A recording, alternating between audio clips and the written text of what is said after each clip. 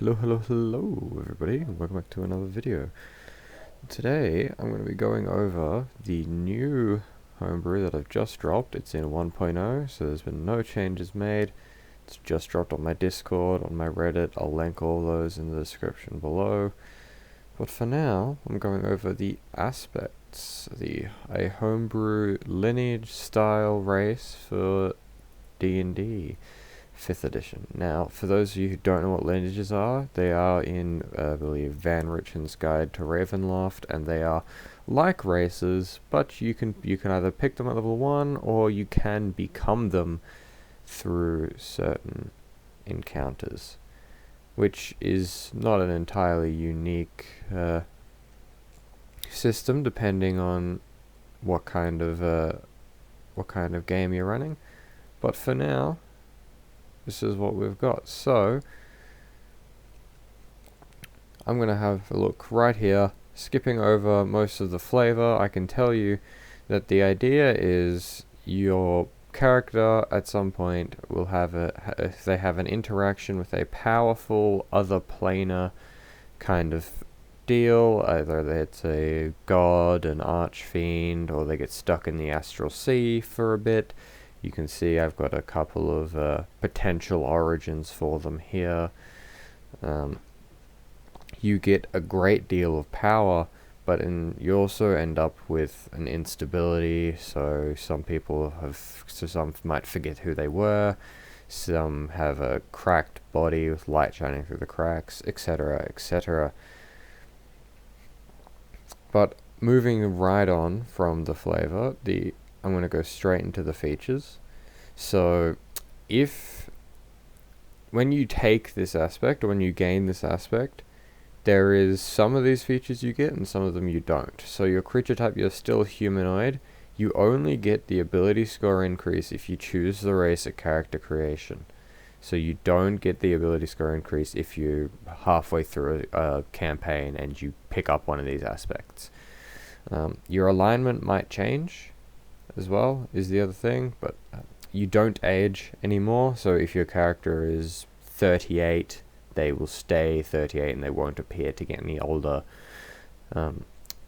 Their alignment, like I said, might change depending on which of the aspects they got, and I'll get to that in a second. Dark vision up to 60 feet, so if they were a human before, now they've got dark vision. Good job. Walking speed is a standard 30. And now for the actual features you do get: deathless power. You get advantage on your death saving throws, and rolling a 1 on a death save, which normally counts as 2 failures, will only count as 1. You also do not need to breathe, eat, drink, or sleep. And for your languages, you only get to choose these languages if you pick the race of character creation. You get common and one other language of your choice. And then there's our 3 sub-races. So these 3 sub-races are broken up to be able to reflect essentially the 3 main places of which someone will get their power.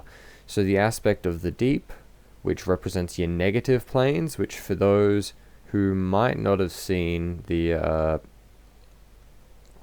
alignment of the planes of existence, it is in the player's handbook at about page 310, a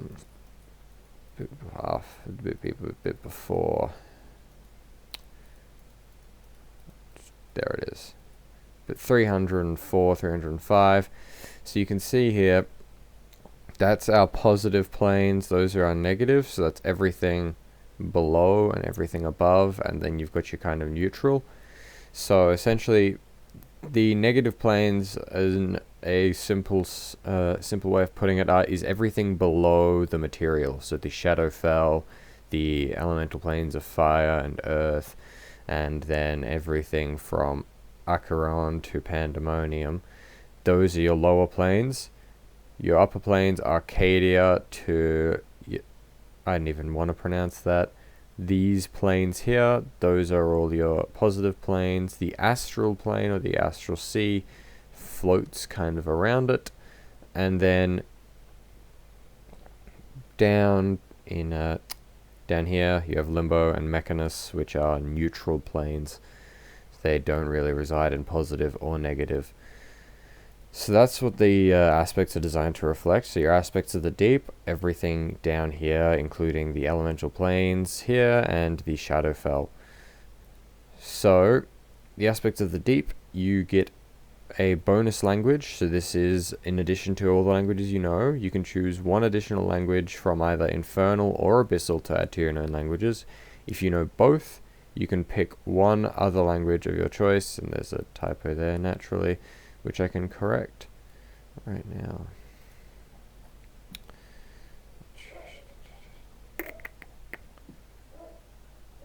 One other. Perfect.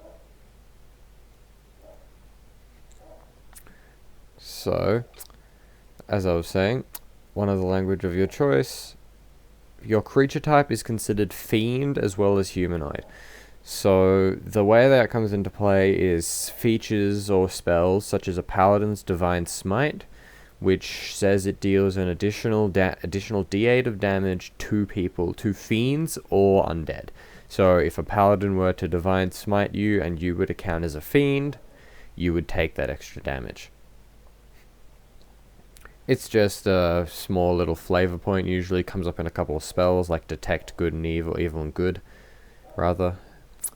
But that's not the only things you get. You also get an Infernal Manifestation, which you get to pick from the following three. There's Infernal Magic, which is similar to like the Tieflings spellcasting. You get access to the Produce Flame cantrip. At 3rd level, you can cast Burning Hands, and as a 2nd level spell, Charisma is for your spell casting ability for these spells, and when you reach 5th level, you can cast Scorching Ray once per long rest.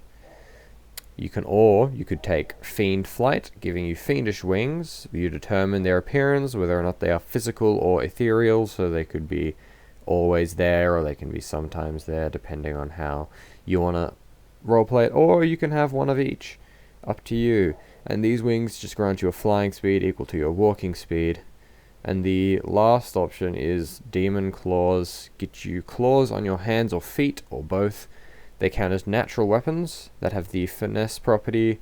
You are proficient with them, and the damage die is 1d4. So you can choose to use either strength or dexterity for the attack rolls, and then add whatever modifier you use for the attack rolls to the damage rolls. So if you use dexterity, then you add your dexterity to the damage. And with these, climbing doesn't cost you any additional movement as well. Moving on, we have the aspect of the sea. This aspect is essentially all the other stuff around, all the Astral Sea and everything in there.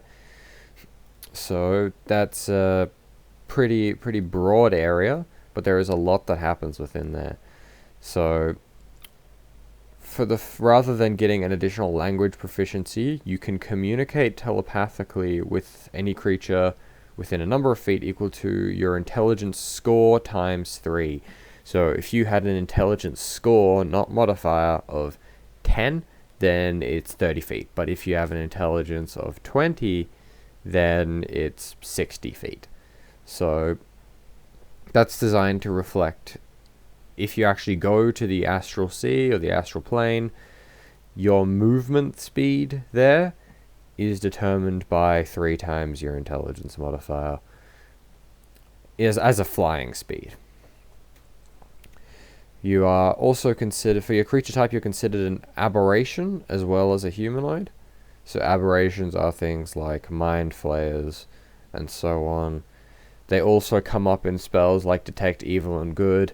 They don't come up in the Divine Smite for Paladins, but they do come up in other things. I'm pretty sure I spelled aberration wrong. But anyway, next we get our Astral Manifestation. So there's Psionic Magic. You gain access to Mage Hand as a cantrip. At 3rd level, you can cast Catapult as a 2nd level spell once per long rest. Intelligence is your spellcasting ability for these spells, and once you reach 5th level, you can cast Crown of Madness. So you can see I've tried to go for a much more telepathic, psionic kind of vibe with this one. You could take Astral Flight, which allows you to push yourself through space as if you were in the Astral Sea. So for that, you gain a fly speed equal to your walking speed. It's the exact same, just different flavor. Or you get Aberrant Weapon, which allows you to manifest a Psychic Blade for 1 minute on concentration, as if you're concentrating on a spell. The weapon has the light and finesse properties and deals 1d6 plus your dexterity or strength modifier, whichever one you use for the attack roll. And that's once per long rest you can use that feature.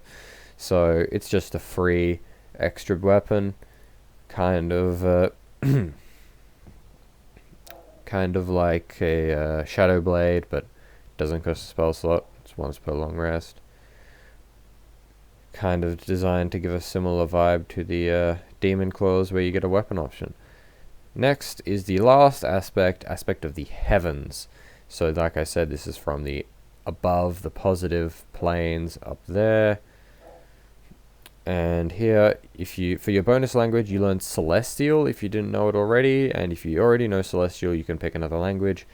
For your creature type, you are considered a Celestial as well as a humanoid, and we get our Celestial manifestation. So you get either Divine Magic, which gives you access to the Word of Radiance cantrip, and Cure Wounds is a 2nd level spell when you reach 3rd level, and at 5th level, you can cast Lesser Restoration once per long rest, and the Wisdom is your spellcasting ability for those, but I forgot to include that there, so I'm just going to make a quick change to that. So it'll be just in here. Wisdom is your spellcasting ability for these spells. If I can type. New keyboard. New keyboard makes typing a little weird, but anyway. The next thing you could get access to is Angel Flight, which is Celestial Wings. It's basically the exact same thing as Fiend Flight, but flavored differently. And then last but not least is Blessed Sight. You can see through magical and non-magical darkness up to 60 feet, and you can cast Detect Evil and Good once per day. So this one is much more designed to have more of a cleric-y protector vibe than it is anything else. And that's about it. All the other stuff in here, links to my Reddit, my YouTube, which you're already on, and my Discord, which I hope you're already in. If you're not already, I'll leave a link to that in the description as well. I will also leave a home brewery link to this in the description, so you can find that. That link can stay up to date, so you can save it. You can also use that link to get a PDF. So I'll just leave a link to this in the description as well as all the other things. Not quite as long as my other homebrew. Some of you might be aware the last homebrew was quite long, quite detailed, probably a bit tedious. But that's the nature of things. The last one was a full class, and this is just a race.